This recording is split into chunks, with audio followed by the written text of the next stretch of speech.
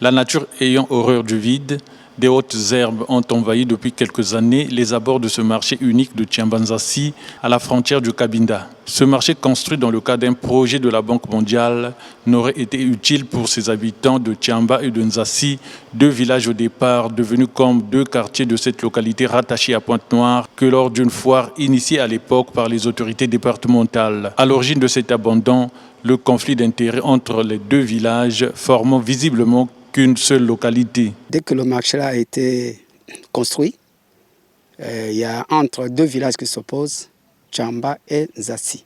Entre-temps, les habitants de Nzassi devaient descendre sur le lieu, venir vendre ici, là où il y a le marché, pour que les deux villages, Tiamba et Nzassi, se retrouvent là où il y a le marché.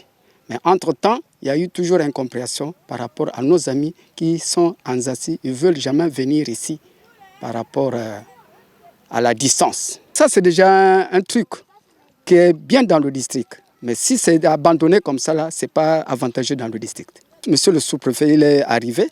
C'est quelqu'un aussi qui promet faire la propriété.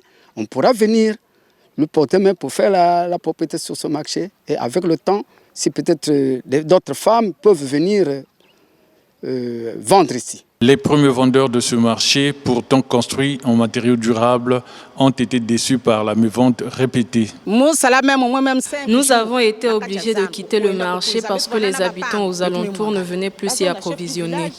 Je plaide pour la réouverture de ce marché car nous sommes exposés à des risques en vendant sur la route.